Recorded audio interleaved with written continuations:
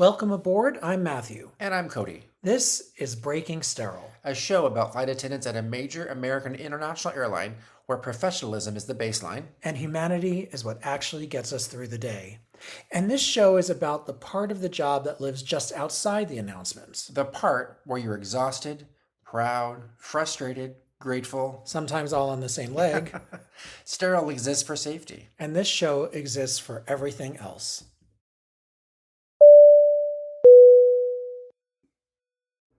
Hey, Cody. Hey, Matt. How are you? Great. How are you? I'm so good. Well, that's good. I'm glad. Why are you so good today? It's a beautiful day here in lovely Palm Springs. It is. Yes. It's 80 degrees in January. And it's my kind of place. So, Cody, Yeah. Yes. do you have any interesting stories about the aviation industry, specifically oriented toward customer satisfaction or passenger involvement or flight attendant stories? Do you have anything to share today? That's a lot. Sorry. It's interesting. I've noticed an uptick in what passengers are ordering, and a lot of it is like hot teas and just regular hot water. Okay, I've noticed it too, because at our airline, we serve several teas even domestically, Yeah. which we didn't used to do, right? Did we It always? used to just be black tea, Right. and now it's a whole plethora. Plethora of teas, which, gives it a nice international feel. Does it? I think so. Okay. So what's your problem with the tea? Well, first, like getting decaf coffee and hot teas is like the bane of my existence. Yes. Because it's just, it's not hard to do. It's just obnoxious and annoying. Well, how do you do it? Do you want me to tell you how I do it? Well, I'll go first. okay. Okay. So pretend you're a customer. Hi there. Can I get a tea? What kind of tea would you like? What do you have? That's decaffeinated. Shut up. I hate that. No, well, we don't have decaf tea, but I have decaffeinated coffee. Okay. It's from Illy. Ooh. It's very nice. Okay. Okay. So then the next phase for this is for me to pour the hot water into the cup. Okay. And no, sorry. I open up the packet and I Yeah. pour it into the cup. Yeah. And then I pour the hot water in. I do that too. And then I give it to them. Yeah, I do that. But before we talk about, this comes back to a thing. That's if it's black. So when people order coffee, and I always say, okay, go. So we're going to role play again. Okay. Can I get you something? Coffee. How would you like your coffee? Uh-huh. No. Black. That's fine. Okay. So then I pour the black coffee into the thing and I give it to them. And I go, anything else? Can I get some cream? Okay. So then I take the two creams. Would you like oatmeal cream or regular cream? God, Jesus Christ.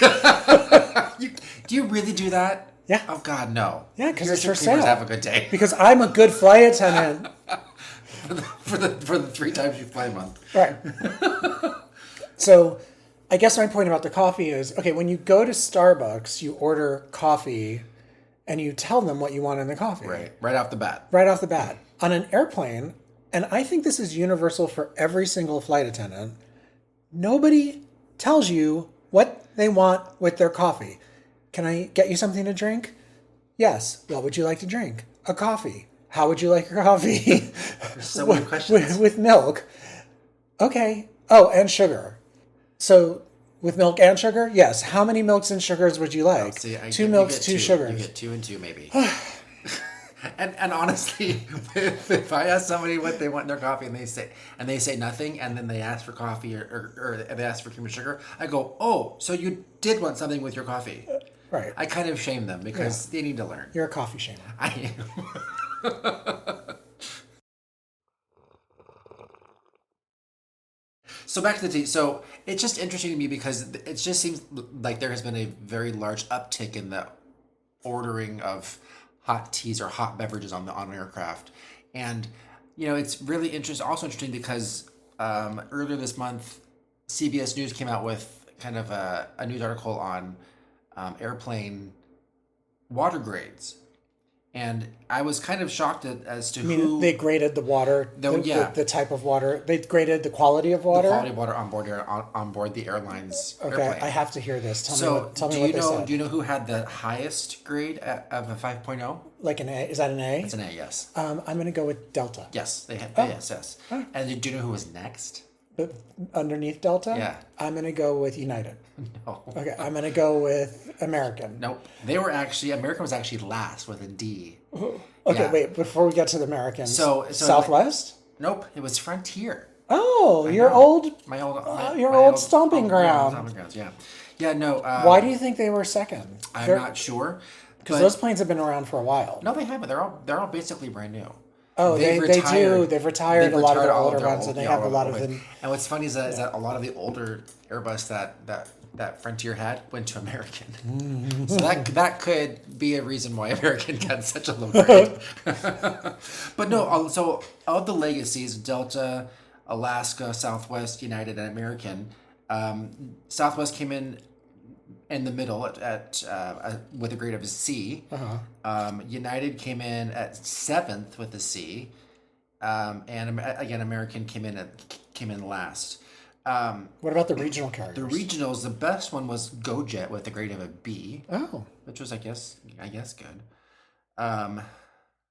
The worst, if you could guess any regional airline that had the worst coffee. I don't want people to get mad at me. The worst water situation. It's not my fault. Okay, I'm going to say Mesa. Actually, they were the last. Okay. With 1.35.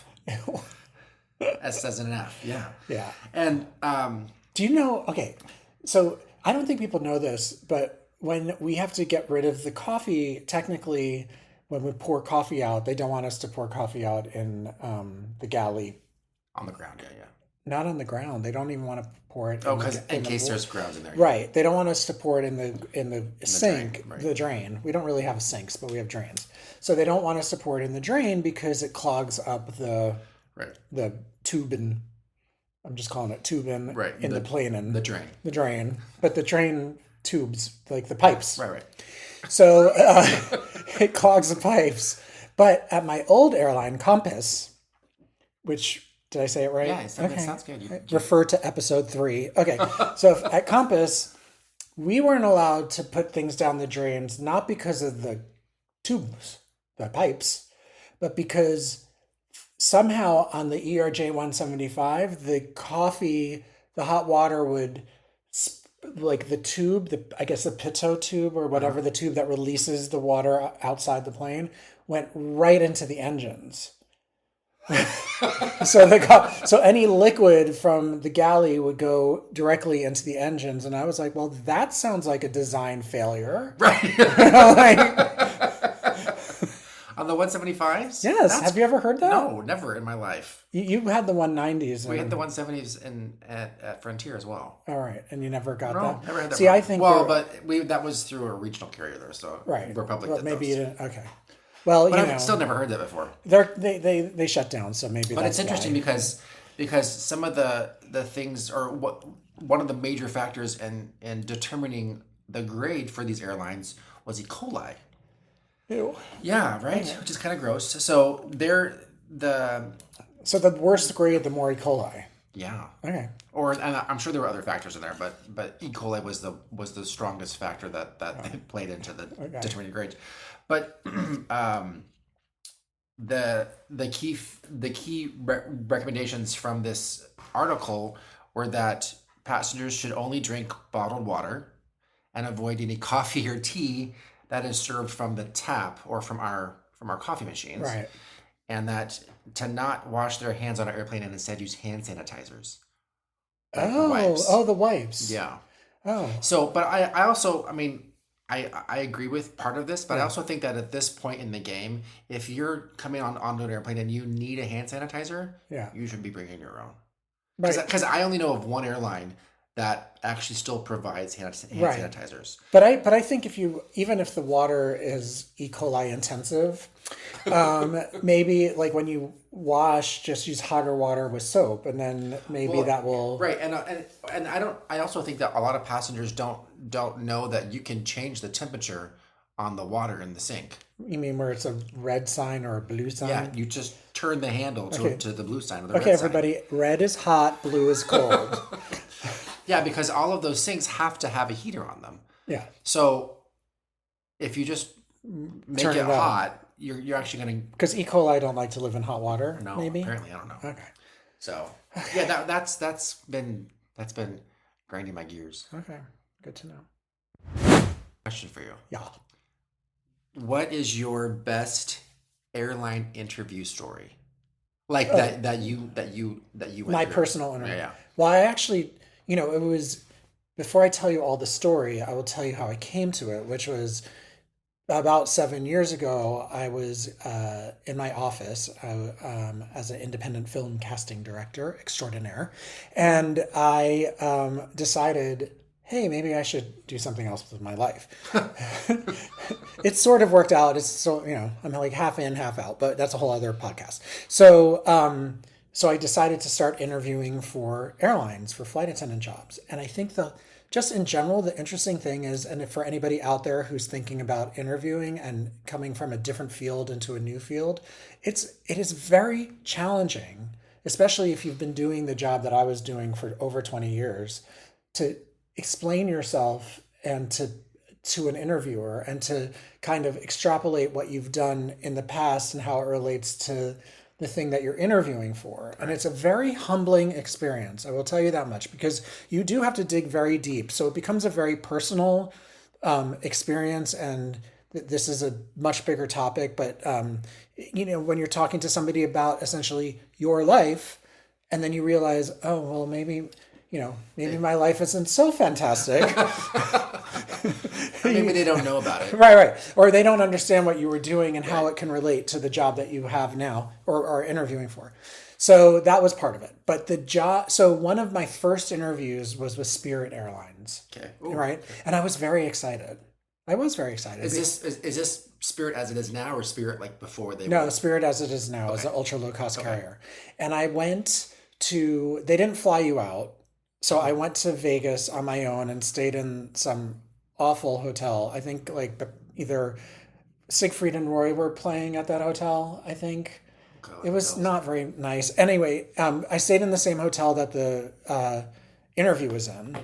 And so I got up the next day, and mind you, I wasn't as prepared as I was for future interviews down the road. So, and I was very nervous because at the time I thought, I actually really do want this. So my nerves got more nervy. Right. And so I get down there, I get there early, and there's already lines forming and huge amounts of lines, and people are talking and cheering and and clapping and getting ready to go in, and there were prayer circles happening, and I was like, what? Stop it. Seriously? No, seriously, there were prayer circles happening.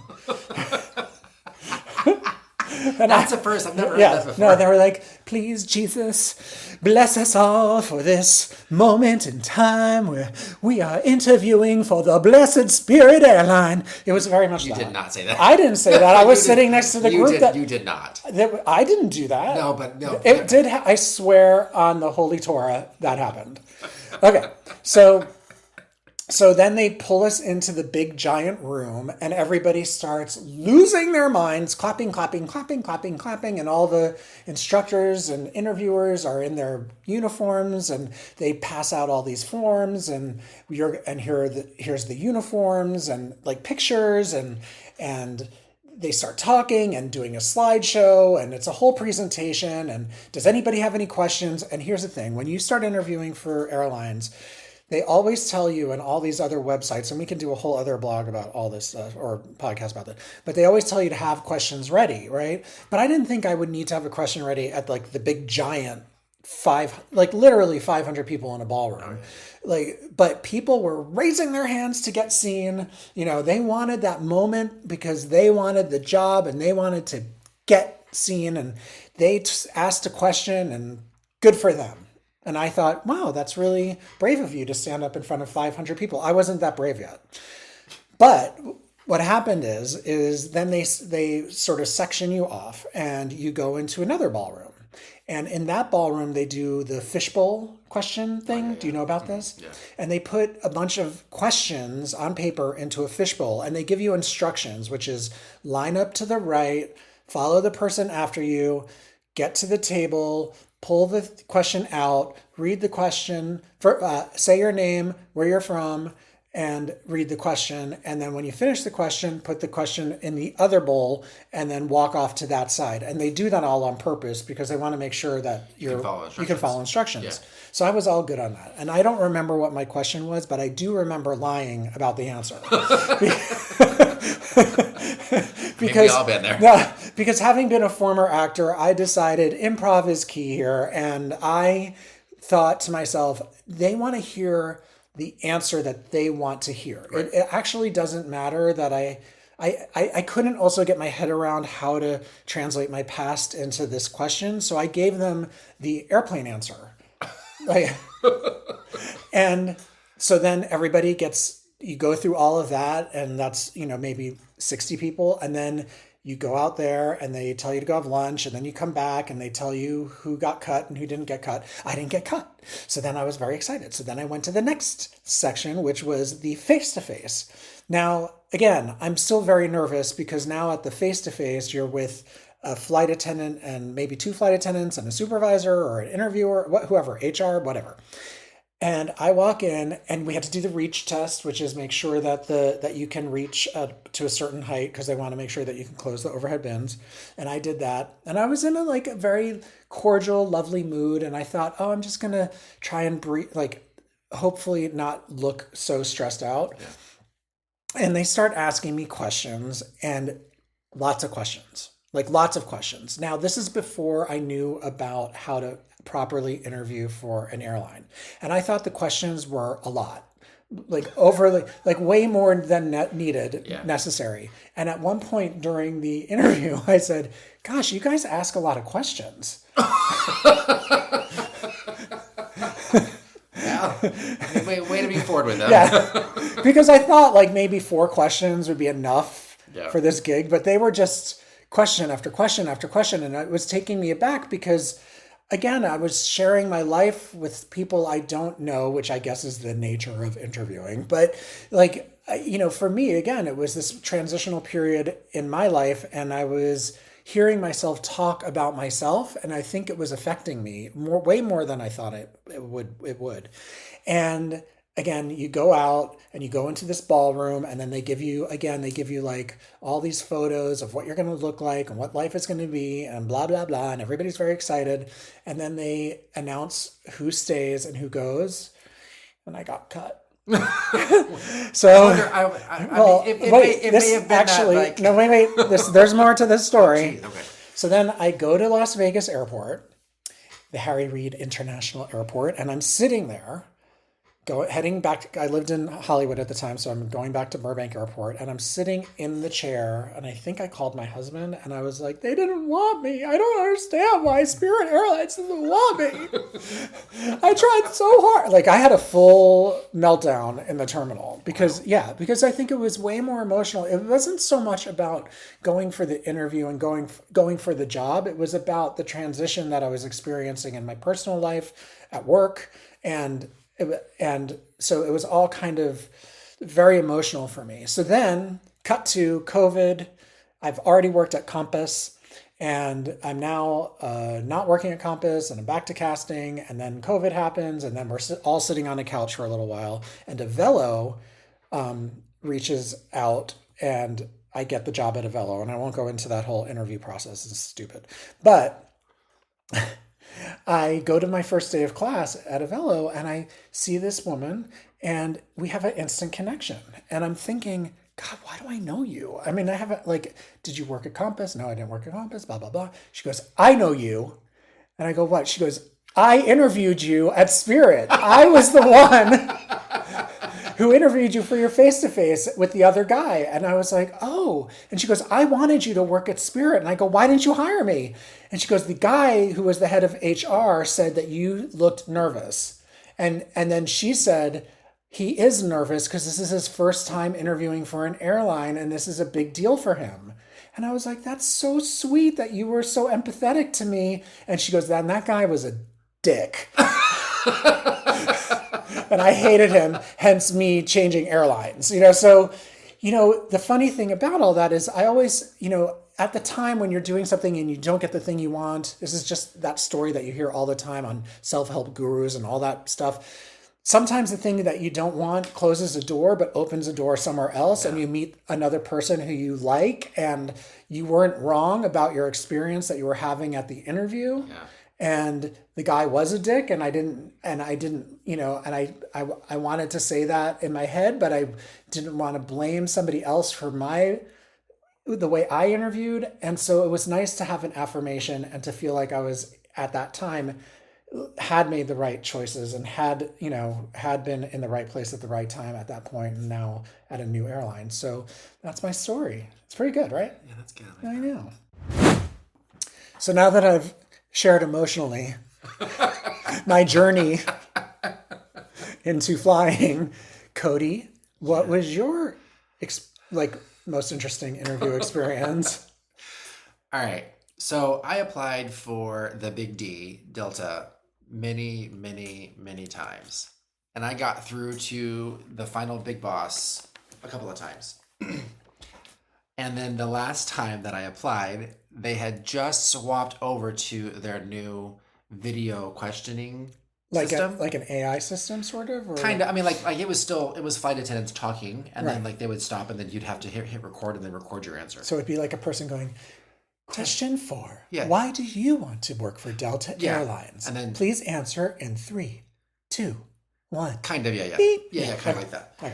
And so I hit record. I did my whole interview process. Uh-huh.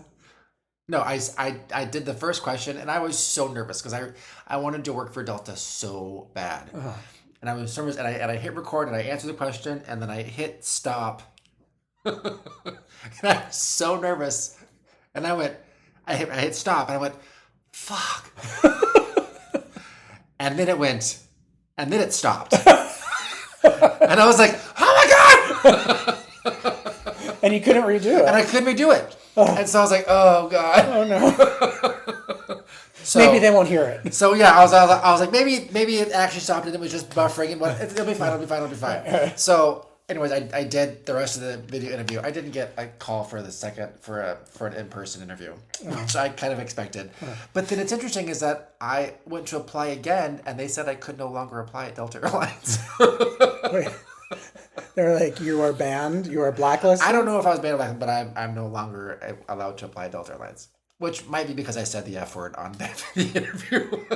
I'm sure a lot of people at Delta Airlines have said a lot worse than the F Oh, I'm word. sure they have too. I know, but they have to cut. They have to cut and figure things out, which is fine. And again, back to what you just said. Yeah.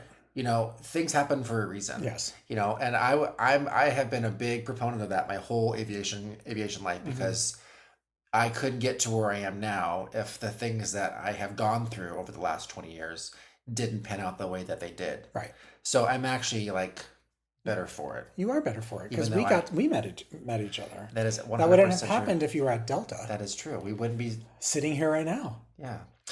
Comment and like on what your fun, interesting interview experience was. You can do that at breakingsterile@breakingsterile.com or on our Instagram, which is Breaking Sterile Podcast, or on our website, which I still don't know there's a lot to it. Address. But also, if you're listening on Spotify, you can comment on there too. Oh, you can? Yeah. Oh, fancy. Yeah. We're so fancy. We try.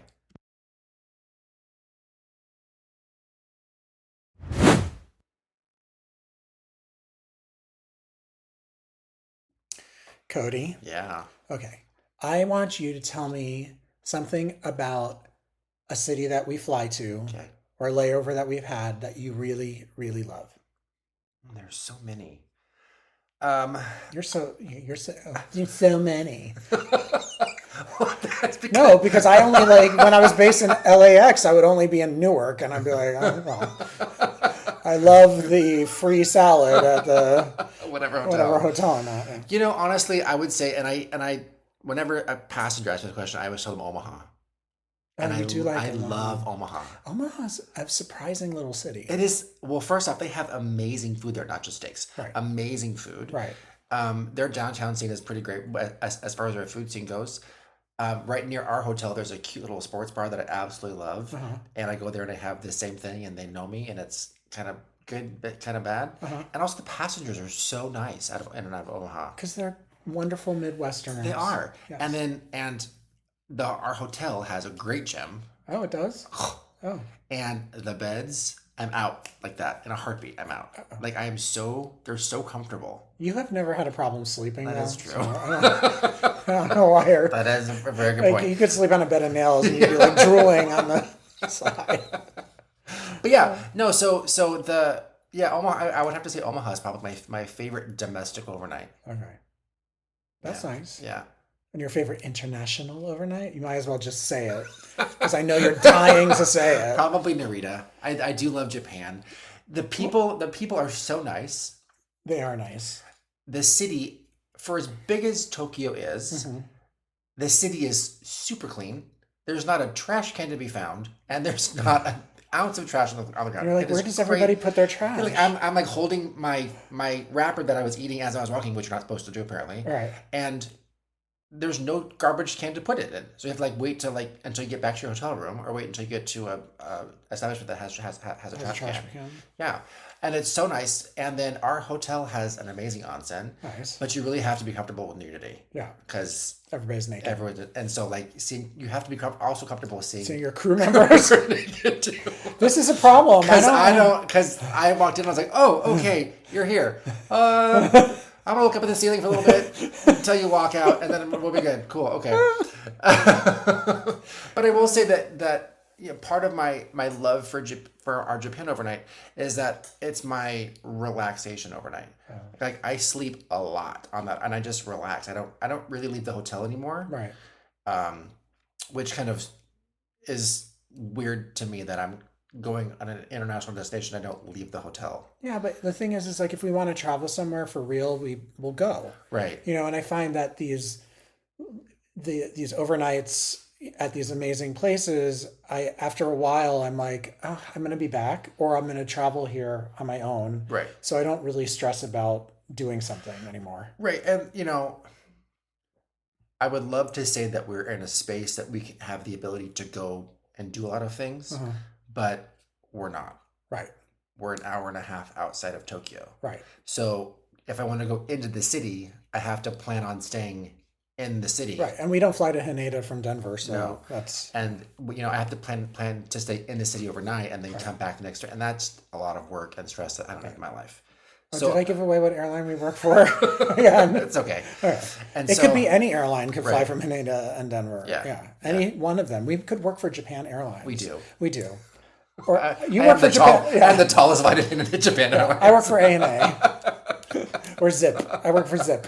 So, but yeah, and so it's just that's one of my things is to if I'm going to go to an overnight consistently, I want to make sure that the beds are comfortable. And the bed isn't super comfortable, but the rooms are like -6 degrees, and I am all about that lifestyle. Yeah, I like that. Because then you can cuddle up and get all whatever. I agree. What about you, Matt? What's your favorite overnight?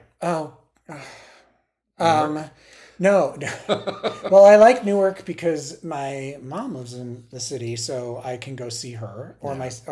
So Newark is good when it's long because I can go see family because I have family in New Jersey, and so that to me is good. I even like going to Palm Beach, which I'm sure several flight attendants are like, thank God someone likes going to Palm Beach for various different reasons. Absolutely. But I have one of those flight attendants. Right. But they're my people. So I just did a Newark Palm Beach trip, and it's an interesting crowd. But they're my people. So I have family there. So I like to use my trips to see people. Really? Oh, that's great. So Chicago I really like because if it's a long Chicago, I like to go to the theater. I like to go to Steppenwolf. I do. I use long Boston to go to ART, long San Francisco to go to ART. Like I'm very into theater. So this job has allowed me to see regional theater in a way that I would never have been allowed to see it before. So that's kind of so within the United States, I would say like Newark, Chicago, anywhere, Houston, anywhere that has like a really great theater scene, I'm very into.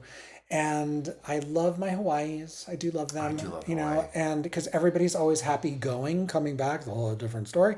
And I really enjoyed my Munich. The one Munich I did, which I went to Oktoberfest, and that's a whole other podcast. Yeah, that was That's a long story, a fun story. which we can leave for another day.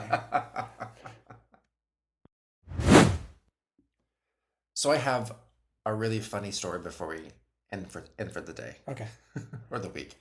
So I had a really interesting thing happen to me on the flight. Not recently, but not that long ago. Mm-hmm. And I was flying with a friend of mine, and our flight got diverted To where? to tropical Colorado Springs. Oh, like 4 minutes from Denver International Airport. And we had these two passengers in our first class cabin, and that were super nice, and we got to know them on the flight over to the Springs. Yeah.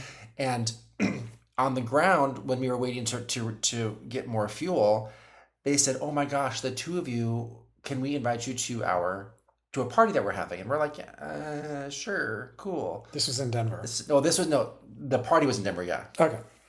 And we're like, "Sure." And so we give them our contact information, which is the first mistake that you made. Well, but one of them was kind of cute, so I'm not gonna lie to you. Okay. So give them the contact information, whatever. And so we finally get to Denver. They say goodbye. We have a good, we laugh, whatever, get off the plane. A couple of days later, my friend and I get a group message from one of the guys that was inviting us to this party, and he gave kind of really interesting time frame instructions. Like from 5 to 7 is kind of an open group time. Come enjoy yourself, whatever. And then as the night progressed, as the hours progressed, it got kind of more explicit. Did they use pictures? No, just a message. Okay. But the wording was a little explicit. Oh, sexually explicit? Yes. Okay. And so my friend and I, on a different message, messaged each other, and we're like, "Did we just get invited to a sex party?" And I was like, "Oh, we absolutely did." And my friend was a girl. Right. And I'm obviously a gay man. Yeah. And wow, thanks so much. You're so welcome. It's a little early for character assassination, Jesus. Be proud. Heated rivalry. But it was just like, oh my gosh. Good for them that they want a gay man to be there, but yeah. I don't know you well enough to be like, let's have fun at a party that is clearly a sex party. No one ever invites me to sex parties. Well, you have to fly more.